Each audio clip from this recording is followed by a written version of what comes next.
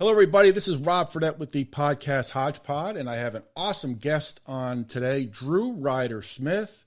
Drew is a award-winning songwriter, producer, and company owner, but I'm going to let him tell you about that. And he wrote songs for some pretty heavy hitters in the country music industry, and I'm super excited to talk to you, Drew, and thank you for joining my podcast. I'm truly honored you're on. Thank you. Yeah, Rob, thank you so much for having me, man. I appreciate it. Yes, sir. So one thing I always like to find out when I talk to like authors or musicians is how did they get into the business and what were the influences? So how did you get into and know you wanted to be in the music business right off the bat? I mean, I wouldn't say that I knew that I wanted to be in the music business. I just wanted to do music, and I wanted to do it as often as possible, as much as possible. And you know, that kind of, in order to do that, in order to do it for 10 hours a day, it kind of has to become your job. And so then you're in the music business. So, if I had my druthers, man, I'd sit around at the house and not be in the music business. I would just make music for 10 hours a day and somehow get paid for it magically. So what was it like when you got into it? I also, I like to do research on my podcast. I understand you used to work in radio at one time, and I did as well, but you worked for a pretty awesome person, and I'm here in Memphis and you're in Nashville. Is that correct? That's right, man. So you know the Sam Phillips legacy well. I got to work for Sam Phillips in Muscle Shoals, Alabama, before he passed away. I mean, it was a really, really great experience. Wow. And radio is a great business. I worked in it for about 10 years. So what was it like working for Sam? Did you ever have any contact with him? And Sun Records is huge here in Memphis. I've been there a couple of times, but what was it like working, and what did you do in radio? Because I'm always, when I worked in radio, I did sports and I did some DJing, but what did you actually do? When I was working for Sam, I was an on-air jock, and then I was also assistant production director. I got promoted somehow accidentally to that position. I was young, man, and I was really young. I was probably way too young to be doing that job, but somehow they moved me up to that. And, but working for Sam was really great. I mean, it's hard not to be inspired when you're working for a guy like that. I mean, the godfather of rock and roll. Mm-hmm. And he was still a wildcatter, man, up until, you know, the last few days. He still loved to throw parties and things like that. But he was a great guy to work for. It was a lot of fun. That's awesome. So what was the first influence that you had when you got into the music business? Because I'm always fascinated by how people get into it and then it builds and builds and builds. So how did that start? The first influence that I can remember having was it came from a VHS tape that my parents had recorded, the Nitty Gritty Dirt Band. And there was something about those guys, Hibbets in there. I thought, man, I don't know what it is that I want to do that. I want to be that happy. I want to feel as good as that guy. And you could tell that the audience was the same way. They just had a great time. But that was probably my first influence. And from there, my parents both were still are avid music lovers. And they listened to a little bit of everything. It was a pretty interesting collection of things between my mom and my dad. And so I was exposed to a lot of different stuff, from singer-songwriter stuff like John Prine to, you know, Merle Haggard and Dolly Parton and Don Williams, to Guns N' Roses and LA Guns and Nirvana and, you know, the Eagles and Jackson Brown. So it was just a lot of different stuff. Van Morrison was another one that my dad, you know, was really into. And so I can't remember a time, Rob, when we were ever in the car and didn't have music going. Mm-hmm. And like I would ride with friends and stuff sometimes as a kid, or their moms would her dad would pick us up from school, and like they wouldn't even play the radio. And I never understood that. It was so strange to me because when we got in the car, there was always something playing. There was always music playing, and these big cassette cases that held like I don't know, like 20 or 30 cassette tapes, and there was 2 of them in the car. So we had tons of records in the car, and we just go through those tapes like crazy. And I think just being around that so much just fed into my yearning to do it. Interesting, because you said Guns N' Roses and Nirvana. That's quite L.A. Guns. Those are quite different genres back in the 80s and 90s. And you also mentioned Jackson Browne. Jackson Browne's pretty awesome. His music is just phenomenal, the way he sings and the instruments and things like that. They're just really so what did you like about like Guns N' Roses or Nirvana? I know you're in country now, but what did you take from those 2 groups? I always find that interesting, like different genres, people have influences. So what did you take from them? Man, I think just a general love of rock and roll that I feel like that, man, that was some of the greatest rock music that was made because it was not watered down at all. Nirvana was, even when I was young, you could tell that those guys just didn't, and I didn't really understand it until I was a little bit older, but there was something that you inherently knew that those guys weren't doing it to be famous. Right. They didn't start making records and touring because they wanted to be famous or they wanted to be millionaires. They just wanted to make music. And then, later on in life, I figured out, I've seen so many interviews, I'm sure you have too, of like Kurt Cobain talking about, he just thought that the fame thing was just such a joke.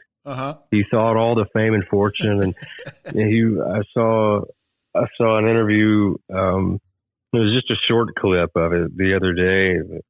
We were talking about concert tickets and the ticket prices, and they were talking about like $15, $20, something like that, and then somebody piped up and was like, yeah, but Madonna charges $50, and he was like, $50 for a ticket, and he was blown away by it. So when that stuff was hot, I was young, man. I wasn't even 10 years old yet, but there was something about that. It came through in their music. They were. It was all coming from heart. The thing I loved about Guns N' Roses was those guys. It was so anthemic. I remember the first time I heard November Rain, and it had started with this, piano, and then strings came in, and then the bass and the drums were massive. And it was weird, because I was, wait a minute, an orchestra doesn't go with these kinds of drums and that, crazy solo guitar and, all that stuff, but it made perfect sense. And, so I think there was a lot to be gained or, learned or picked up from, all of those artists.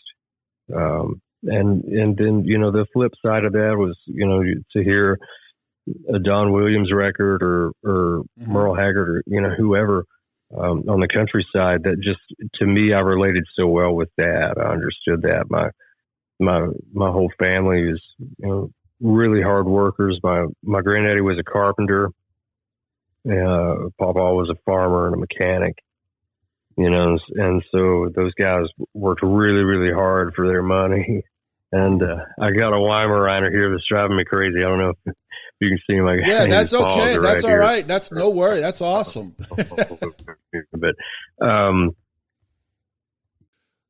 well, he's a good boy. He's been at daycare today, and we're having some couch time together. Well, I appreciate you coming on and looking forward to learning more. So, Drew, you got a lot of feet in the fire with what you're doing. Why don't you talk to my audience about what you're doing? Because you must be working 15, 16 hours a day. So what is that like? And is it fun, or do you find it to be a grind? Man, it's both. And some days it is, 15, 16-hour days. And when I'm really in record mode, we just put out a new EP earlier this summer. And the weeks and the months leading up to that were easily 12, 14, 16-hour days. Mm-hmm. But, it's one of those things. I mean, I've worked 8-hour days in construction years ago, yep. Before I was even 20. I've worked 8-hour days in construction that felt like they were 16 hours long, and I've worked 16-hour days and in the music business it felt like it was only a few hours long. And so I certainly can't complain about it. The schedule is grueling sometimes, and then other times I make it grueling because I get so caught up in it, and I love it so much, and you look at your watch and it's time for lunch, and then it feels like an hour later you look at it again, but it's 9:30 at night. You just go, wow, man, where did this day go? But I cannot complain at all, man. I've been very blessed, and I love to do this, and continue to be blessed to continue to be able to do this. Absolutely. I think that's fascinating. So how did you become a songwriter? I find songwriting, I'm just going to tell you, I love listening to music, all genres, but I don't know anything about a chord or a melody or a harmony, but I just know when I listen to music, I love music. So how do you write a song, develop a song, and also how do you say I like this or I don't like that, and how long, or is there a time frame that you want to get a song done? And how does that work? Because I always find that fascinating from the beginning until the final product when you hear it and it sounds perfect. Man, I would like to put a timeline on it and say, well, I'd like to write this song in 30 minutes, because I've always envied people. I heard Alanis Morissette in an interview yesterday. Interview's a few years old, but she was talking about the Jagged Little Pill album, which is, a huge record and a great record. But she said, all of those songs, I wrote them in like 30 minutes time, and, wow. Didn't edit anything. And, it took about 30 minutes, and still to this day, every song I write takes about 30 minutes. And I'm just like, what is wrong with you? You've got to be an alien. Like, how are you knocking this stuff out in 30 minutes? And, God bless her and anybody else that can do it in 30 minutes. I've not been able to figure out the secret to making that happen. But, typically in a writing room with, one or two other people, we've usually got one, finished up by 2 or 3 o'clock. And, but I never put any pressure on myself to finish anything, that day. Because I find that it puts pressure on other people. If I'm pressuring myself, then I'm pressuring the other guys in the room. And it comes when it comes. And if you've got something that's worth writing, then it's worth coming back to it in a few weeks, mm-hmm. or whenever you can get everybody back together again. And it is absolutely, every time it's worth the time investment if it's a song worth writing. Right. And you had mentioned Alanis Morissette. That album, that Jagged Little Pill album, was massive in the 90s, just massive. And, you would talk about huge. Yeah, huge. And you had talked about her taking 30 minutes to write a song. I love the Beatles, and I like listening to their previous albums. And they have take 3, 4, 5, 6, 7. And some of the takes that they do sound better than the original. It's amazing how they just kept doing, takes. And I love that when you hear demos on groups and things like that. So it's amazing how a song is formed and contrived, and the final product sounds perfect, like it's the way they want it. But that's interesting, 30 minutes for her. And then you have to put like the music get away from it for a little while and maybe go back to it and come back to it? If you have is there such thing as like a music block or a writer's block? Oh yeah, there for sure is. I choose not to acknowledge it. But it's a very real thing, and it stems from, and I've done a lot of research on this, because writer's block is a terrible thing to go through until you figure out how to manage it and how to get yourself through it. But, it's, really what it all comes down to is it's all fear based. When you have writer's block, it's not because you're not inspired. It's not because you don't have anything to say. It's because you're afraid of something, whether that's not finishing the song, or that it's, is it any good, or am I any good, or have I lost my touch? It's a number of things. But the writer's block is a very serious thing. You were talking about the demos.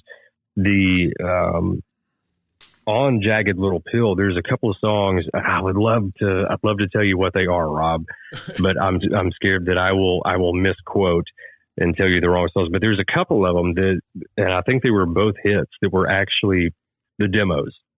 It was her demos. It was she and Glenn Ballard, I think it was his name, was the guy that she co-wrote so many of those songs with, and wow. They would do a quick demo, and a couple of those on that record, they tried to record and they were like, we can't beat the demo, so we're just going to use the demo. And that ended up being on the record. That's fascinating. That's awesome. So also while doing, first of all, learning about, or doing my research for here, you are an award-winning songwriter. So you've written songs for some pretty awesome country music artists. So why don't you talk about that? Because that is very impressive. Man, it doesn't really mean anything. And I say that with all sincerity, because it's, every time I write, I'm trying to beat those songs that I've been successful with. Again, I acknowledge that I'm very blessed. I'm so blessed to have had what success I've had as a songwriter, especially in Nashville. It's a tough town, man. And so I'm very grateful for those accolades and those things. But, I don't even have, I've got gold records, man, and I don't even have any. Like I bought my mom and my dad both. My parents are divorced, and so when I got my first gold record, I got a plaque, a gold record plaque. Wow! And I bought my mother one and my father one, and those are great. I enjoy seeing them over at their house because I know that they're proud. But I don't even have one anymore. I've got some other Canadian stuff. I think it went gold, and some other things, but I don't have those things hanging up anywhere. Because I'm just I don't want to get heady about it. I want to get up and write the best song that I can write that day. That's unbelievable. You had mentioned Nashville's a tough town. How competitive is Nashville with up and coming or aspiring music artists or groups? How competitive is that in that field? Well, it's just so saturated. I used to call it competitive, but it's we're not trying to beat each other up or anything to get cuts, but it's just there's so damn many of us, Rob, and we're all trying to do the same thing. And there's so many talented people in Nashville, and so you've got to do whatever it takes to stand out, and you have to be doing something different musically or lyrically to be able to stand out from all the noise, because it is so saturated with so many great artists and so many great writers. And if you're not doing something different, then you're just another guy or girl in town. Wow. From your take, it's you said it's saturated, but probably competitive on their end, but that's incredible. Last summer, I went to Nashville the first time in many years and went down Broadway there, and that place was lit, although it was rocking down there. It's wild down there, ain't it? Man, it gets wild in Memphis too, though, man. Yeah, I know. Memphis is a great town. It's got its Stax. We had the Stax Museum and Sun Records, and of course Elvis and Graceland. But we were there. We went down there a couple of nights, and Kid Rock has a place, and there's a few other country music artists that have places down there, and that place was lit. I mean, nonstop. It was unbelievable. It's wild, man. Garth is about to open a place, and then Luke Combs has a bar. I have mixed feelings about that. I love Luke. He's an incredible artist, but they're putting it in what used to be the Wild Horse Saloon. And I grew up watching live from the Wild Horse Saloon on TNN when I was a kid. That's been years ago, but so he's going to have a huge place there. Derek Spindley has a place. Jason Aldean, Luke Bryan. Wow. So many people. Alan Jackson. So a lot of those guys. It's kind of become that instead of it being just a bar name. Now it's this person's bar and that person's bar. Miranda's got a place there, so it's pretty wild, man. And Nashville's changed a lot over the years. It's pretty crazy. We loved it there. We had a great time. We want to go back and check it out. That was awesome. So I remember when we were downtown there, the Ryman Auditorium's there. You've played there as well, haven't you? Yeah. Ryman's great, man. The Mother Church. Yes. What was that like? Because you played in front of some pretty. I didn't realize it was only a little less than 2,700 seats, but it is quite the place. And I did some research. Just picked a date out of the blue, a year out of the blue. I mean, you performed there, and it's incredible the acts that have played there in 2003. I'm just going to rattle off a few here. Annie Lennox played there. Willie Nelson, Kenny Rogers, The Pretenders, Vince Gill, Amy Grant, Emmylou Harris. Kansas, Paul Rogers played together. Keith Urban, Steve Earle, Sheryl Crow, Peter Frampton, Robert Crabrand, Train, and Lisa Marie Presley played with Chris Isaac. So you have played on that stage there with all those acts. That is very impressive. Yeah, that's pretty wild. What year did you say that was? 2003? 2003. I just wanted to pick a year out of the blue, and just. But isn't that cool though that you can do that? You can just pick a year for the Ryman, and that year's shows are just it's that kind of lineup. Yeah, man, that's the thing. It's when you play the Ryman, the seats don't scare you. It's the atmosphere and knowing who all has stood on that stage. I mean, Hank Williams Sr. and my God, Patsy Cline and wow, George Jones, and everybody has played the Ryman. The Foo Fighters have played the Ryman. So to be on that stage. It's a really, really special thing. Really special thing. But yeah, it's a terrifying, you asked what it's like. It was a terrifying experience. That's what it was like. Cause you just go, wow, man, I can't, all this history here, right here where I'm standing, it's wild, but, it makes you want to go back and do it again. But it was really wonderful, man. So I love nostalgia. I love looking back at concerts I went to the 80s and the 90s to see what the set lists were, because you can go to setlist.com. So what was it like? Did you ever have a moment before you went on stage there for the first time, you went did you have to take a step back and just say, wow? Or was it, you said you were terrified, but did you get some gratification when you played at Ryman? I'll tell you what saved me, Rob. I've told this story several times, and I've always loved telling the story. What saved me was years ago, I had this bass player. I was playing on Broadway, and I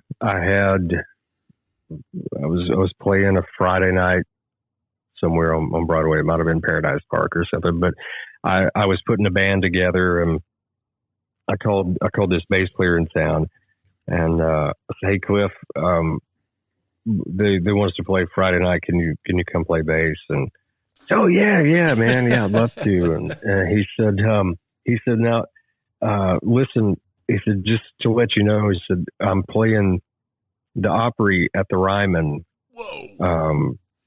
And so if I'm just a few minutes late, don't panic. I will be there. He said, I'll run out the back door of the Ryman and I'll run straight down the street and I'll be there. But if I'm a few minutes late, don't worry, I'm coming. And I was like, all right, man, that's awesome. And I got off the phone with him and oh man, that's crazy that he's playing the Opry and then he's going to run down the street and come play with me. That's crazy.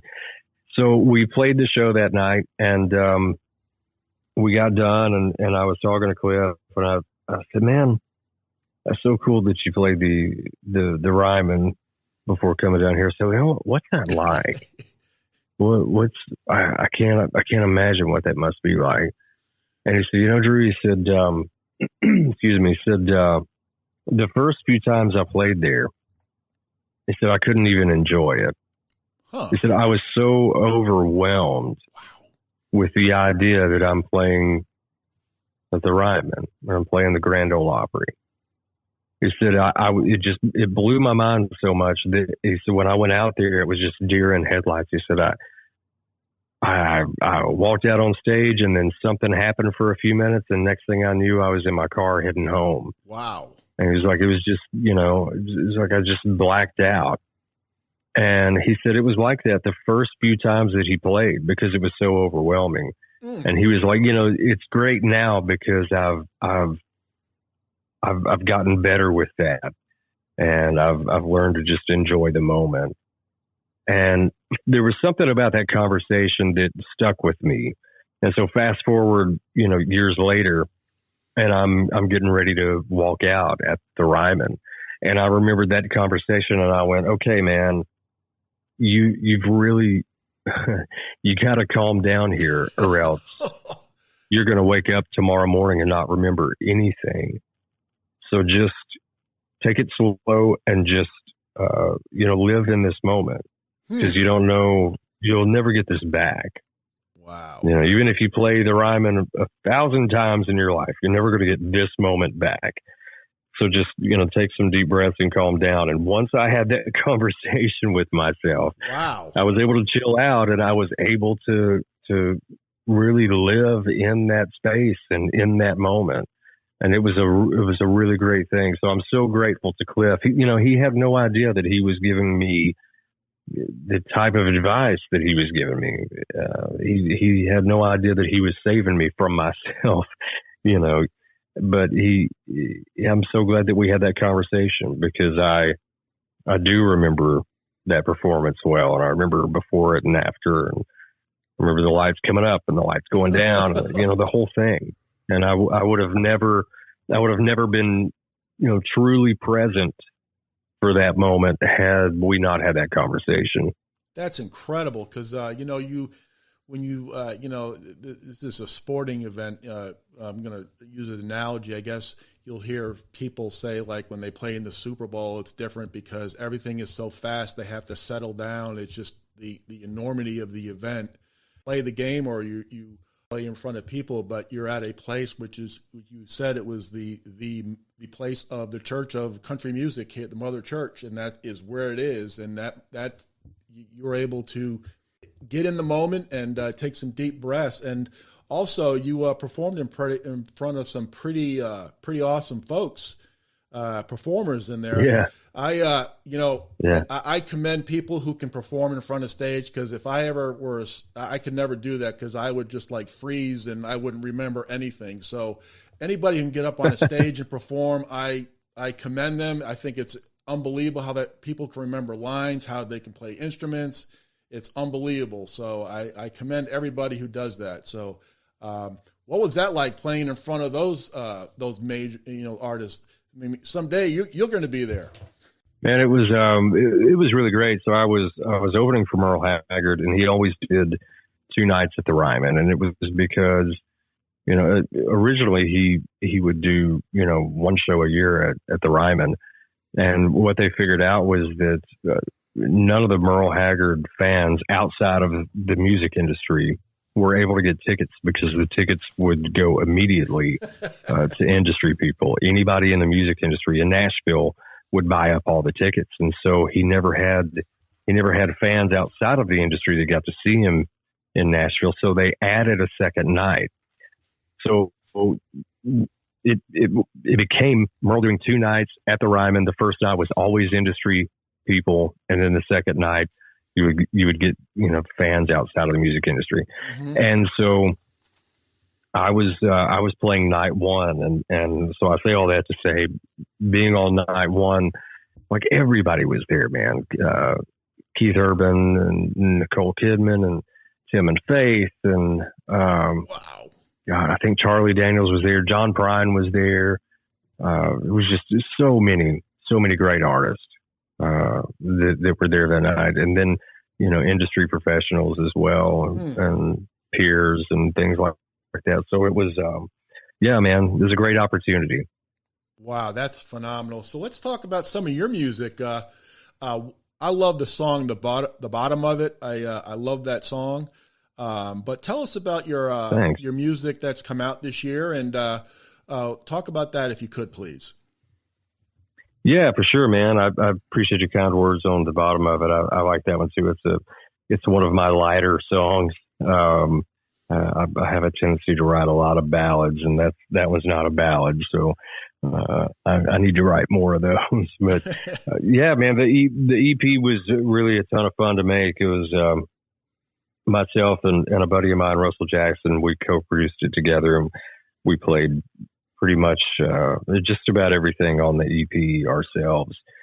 And so it was a very collaborative effort. And man, we had a great time making it. And I've been writing songs for a living for 13 years now. So I had all the material and then some, so it was just a matter of Russell and I getting in a room together and putting it together and trying to serve the songs as best that we could. That's so like the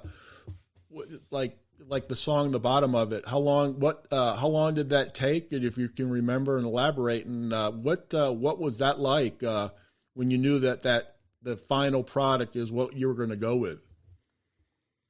Well, I know that I wrote that with Logan Wall and Jason Sieber, and we wrote that, I don't know, in like 3 hours or so. As far as the production went, Russell and I, man, so Logan did a demo at his studio the day that we wrote it. He had down basic drums and bass and guitar.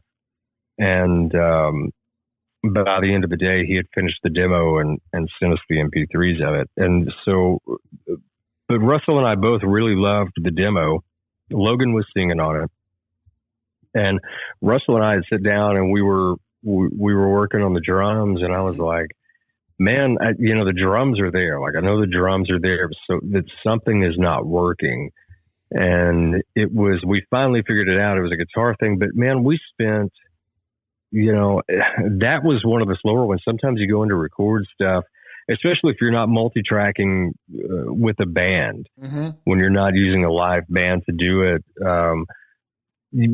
You can still, knock out a song in a day, if you're a decent musician. But that one was a bit of a struggle because we just couldn't, the way that Logan had pocketed the guitars with the drums, there was something just really special about it. And it took us really messing with it to be able to get there and be happy with it.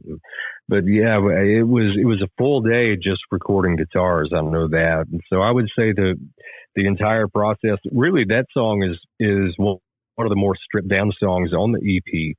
As far as instrumentation, there's not that much. I think there's a couple of guitars on there, and then drums and bass, and I think a B3 and maybe a Rhodes piano, and then vocals. And so there's just, it's, to compare it to the other songs on the EP, it was almost bare bones, but that was exactly what we were going for.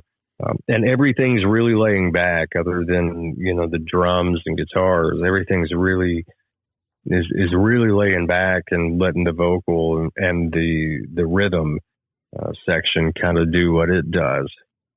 But I would say in total, from the time that we started recording parts to the time that it was mixed, I would say it took maybe 5 or 6 days total. Wow. To get that one down, vocals and, like I said, mixing and everything. You know what I find fascinating too is with groups and artists, and when they're getting their songs and they're playing them, it's amazing how like a guitar player and electric guitar, bass, and then the drummer, it's amazing how everybody works in sync and knows when to play the chord or hit the to do drums exactly at that time. It's amazing how everything is in sync, and then when the final product comes, I like looking at the blocking and tackling. From my view, it's just amazing how musicians are able to do that in a song, and it's really great when you see them like recording in the studio, or if you see them out on the concert. What's your feeling on that? Oh yeah, no, I totally agree, man, and I love live tracking with a live band in the studio.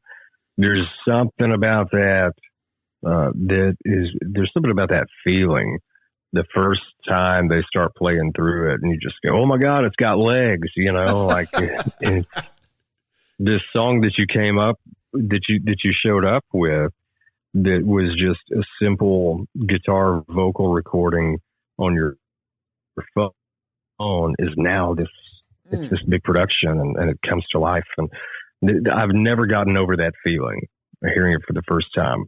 The way that Russell and I have been doing things, that's a different process, because he and we're literally playing everything on the EP ourselves. So there's not this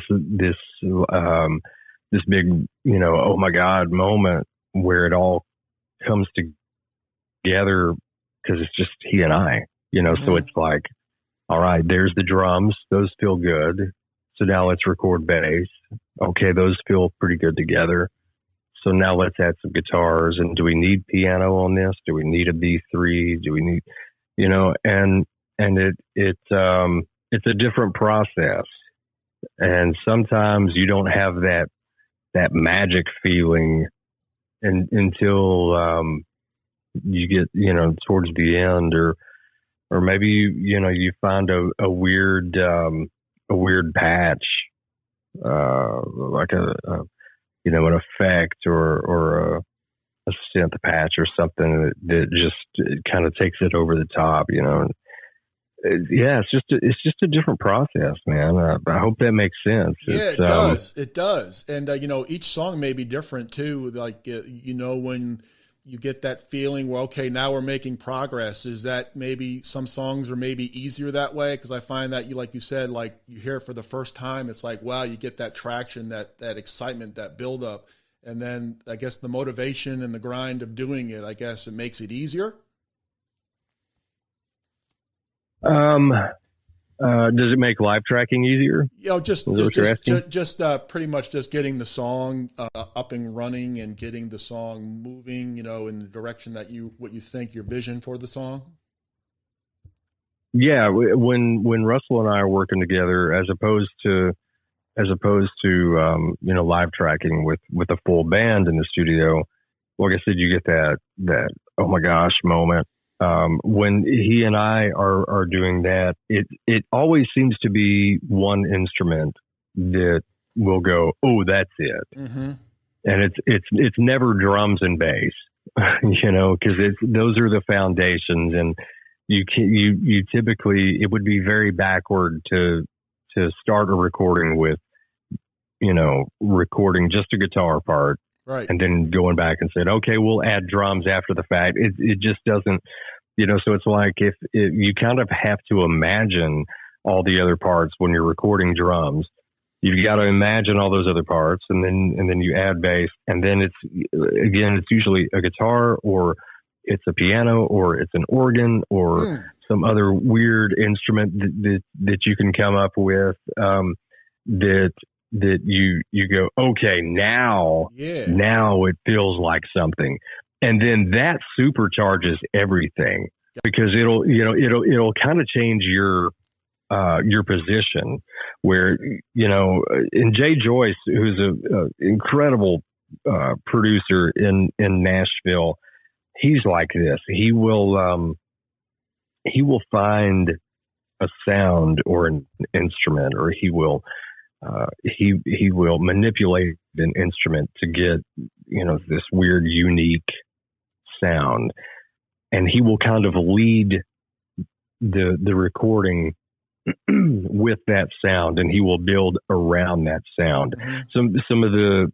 Some of his accolades are Eric Church and Little Big Town and so many others, but I could go on and on with his list of credentials. But he has a very, very, when you hear Jay Joyce records, regardless of the band or artist, you go, oh yeah, Jay Joyce definitely had his hand in this, because he approaches it very differently. And so, all that being said, in our process, we will find something that gives us that aha moment, mm-hmm. and it will start to reshape the song, because you'll go, okay, well, so we love this, we know this works. This mm-hmm. is what has made what we've got so far feel like it's alive and that it's moving around.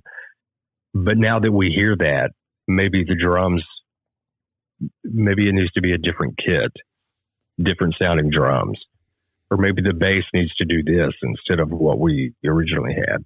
So it can kind of dictate other things, but that's when it gets really exciting. Wow, that's awesome. What about, are you out touring or performing in the next few months? Man, I've been doing some shows. I've been doing some TV as well. I just played, where did I just play? Did 2 or 3 shows in Virginia. Maybe a week and a half ago, I did a show in Charlotte, North Carolina after that. And then I did an event this past weekend in DC. And so I've been hard at it, man. And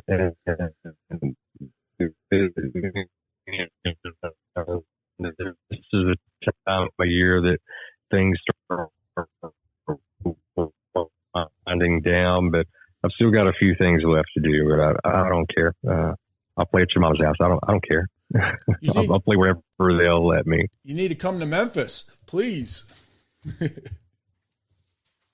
Man, I'd love to come to Memphis. I love it over there. Hey, I really enjoyed. This is just a side note. But for your listeners who maybe haven't heard this episode yet, I loved your Elvis episodes. Well, thank you very much. That you did recently. Well, yeah. Thank you very much. I really appreciate that. Man, I so enjoyed the news clips that you had, and your sister-in-law being on there. I love hearing, I mean, as sad as it is, I love hearing people's stories of where they were that day and what they were doing when they heard that Elvis Presley had died. Yeah, because everybody has a different and unique story, and it's always, I love to hear people recount that, because it affected everybody. I mean, that was, the king of rock and roll, man, and all of a sudden he was just gone. And it's such a devastating hit worldwide. Oh, huge. I was 12 years old when he passed away. I remember where I was. I was in hockey camp up in New England. Parents picked me up, and I always liked looking at news clips of things that happened, and Memphis was absolutely besieged. I mean, they had to call out the National Guard on Elvis Presley Boulevard, and it was absolute pandemonium here when that happened. And he'd be 88 years old if he were living today. And at 42, it's just so young. It's just unbelievable. Like, to this day, it's hard to believe. And I always think, like, being here in Memphis, did he drive down here, or did he go here, or did he do these things? I don't know. I'm big into, like, where people, what they did here, but I really appreciate you saying that. That means a lot. Thank you. Yeah, for sure, man. And I'm the same way. I've always kind of thought that was a weird thing about me, because I'm also extremely nostalgic, probably to a fault.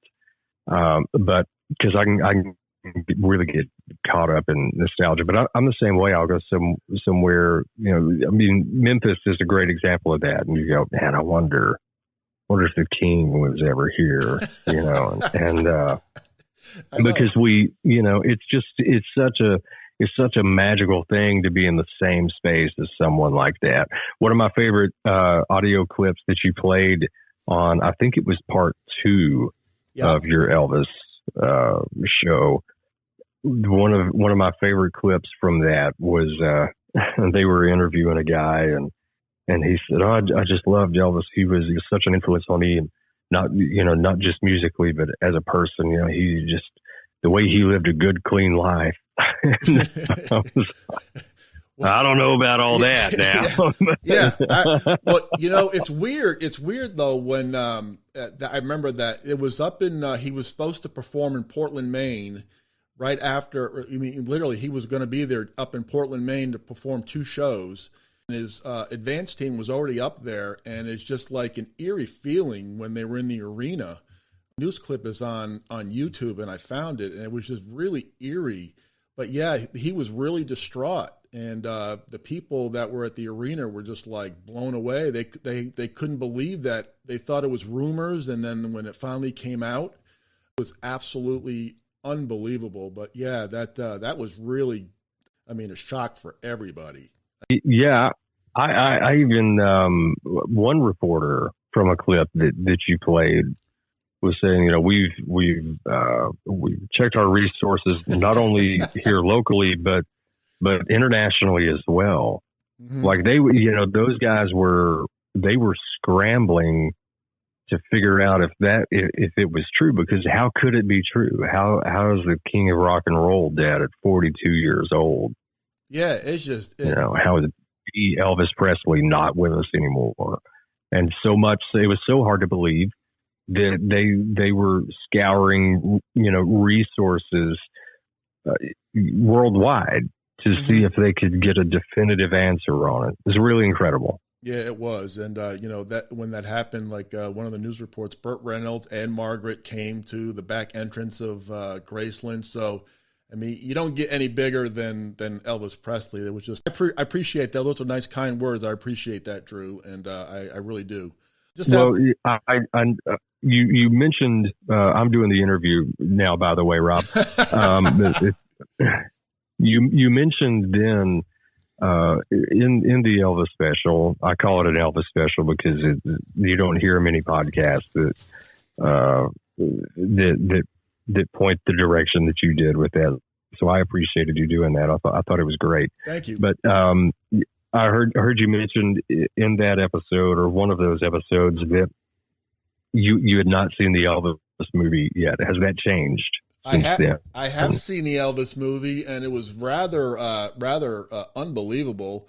It was totally, if that's true, I was just like, I felt bad for him because the people that were close to him were very, very dependent on him, and then he just never got any peace. Yeah. I felt the same way, man. It gave me the exact same feeling. I felt so bad for everybody. I was sad for Elvis. I was sad for Priscilla. I was sad for Lisa Marie. I mean, just everybody that was close to him, because it was, as you said, he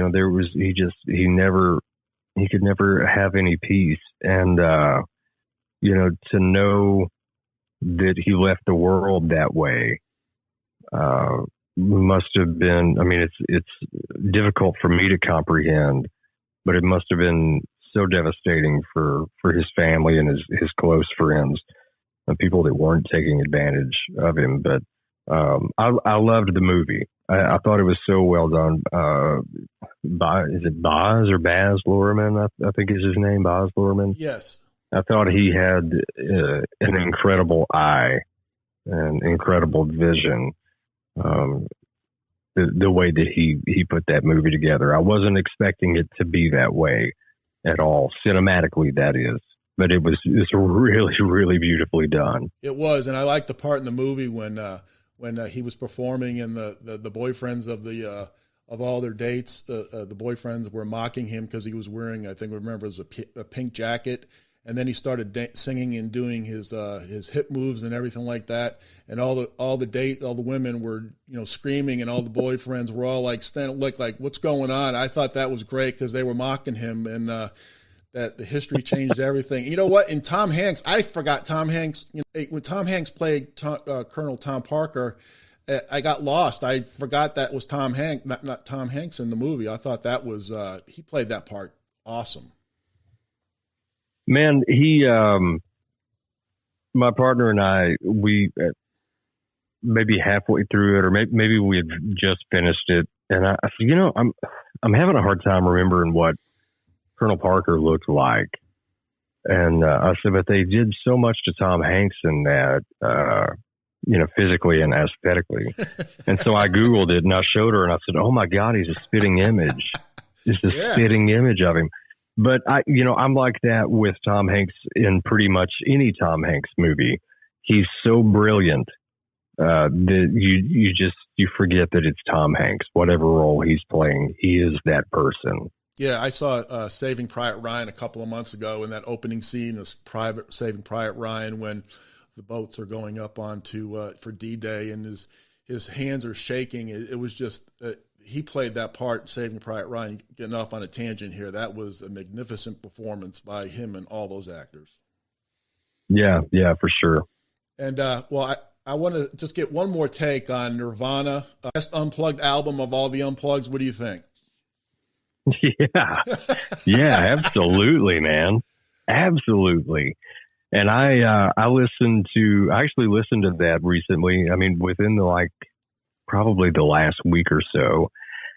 And then I kind of went down the rabbit hole because I was like, man, those records were so much fun. So then I listened to the Alice in Chains Unplugged in New York album. That's a great one too. But yeah, man, the Nirvana MTV Unplugged in New York, I think was the best of that series. I wish they would bring that back.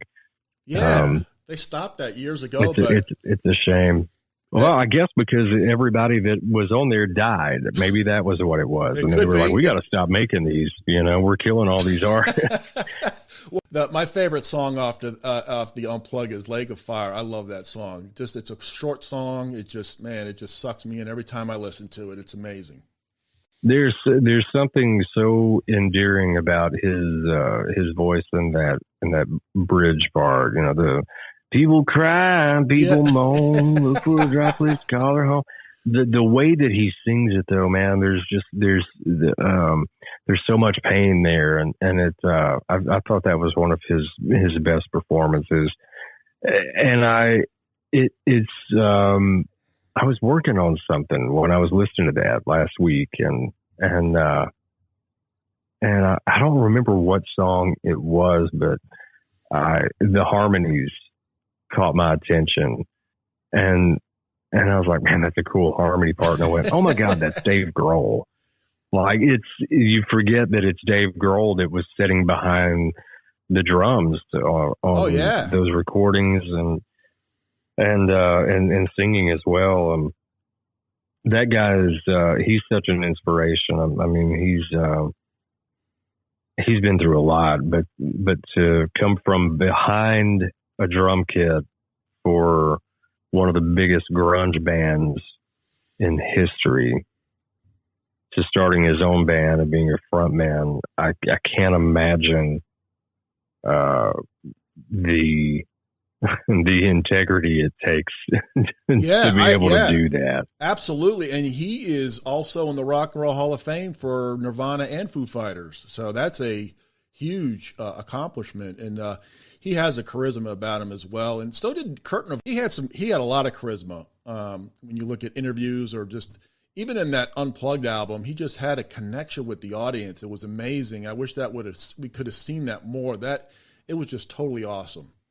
It really was, man. I would argue that I think that Dave Grohl might be the greatest rock and roller that's ever lived.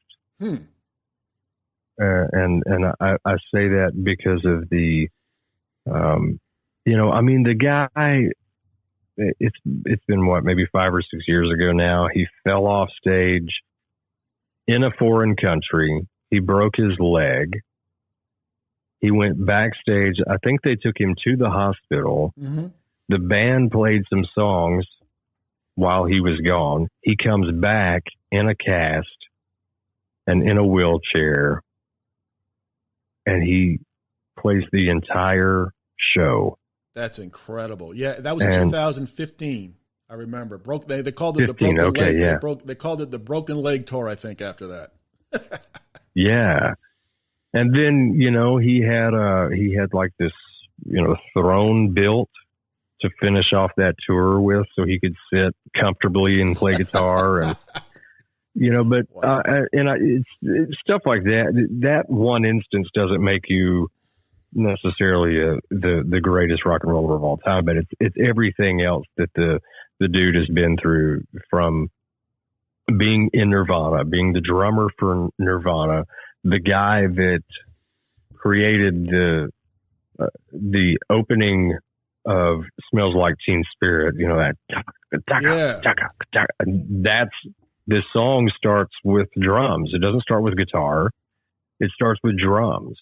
And it's when that song comes on the radio, or it's on your playlist, you know, on your phone or whatever, all you have to hear are the drums of that. You could cut out that dry electric guitar part.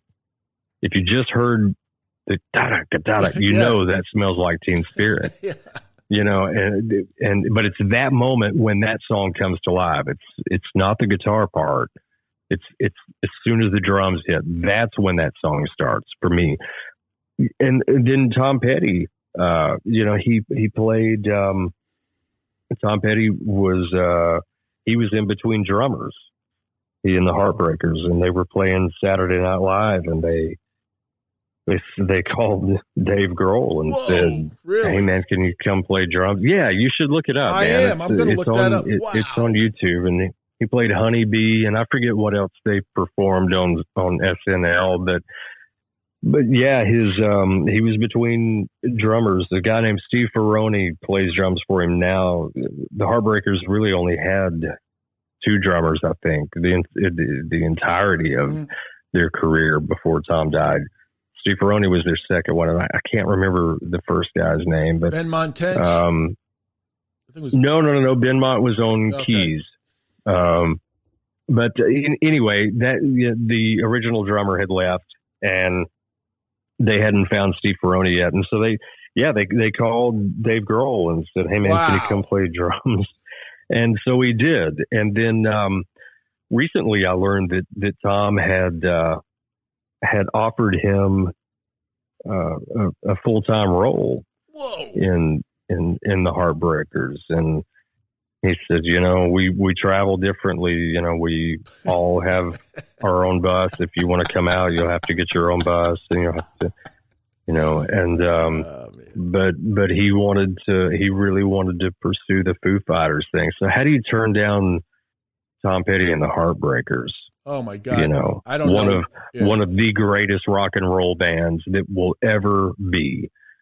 So I think it's a combination and a culmination of all those things that Dave has done, and that he's interesting. Yeah, that he continues to do. I'd stand on Keith Richards' coffee table and say that Dave Grohl is the greatest rock and roller that's ever lived. Wow, that's awesome. That is awesome. Well, I appreciate you talking a little bit rock and roll, and I enjoy talking to you about your music and some of your songs and your career so far. And I really appreciate. Cannot thank you enough. I'm truly honored you came on my podcast. I hope you would come back on maybe in the near future again. I really enjoyed this. Yeah, Rob, the pleasure's all mine, man. Thank you so much for your time, and thank you for having me. I'm very grateful to you. All right. That was Drew Ryder Smith, country music singer from Nashville. He was on the podcast here, and we'll see you next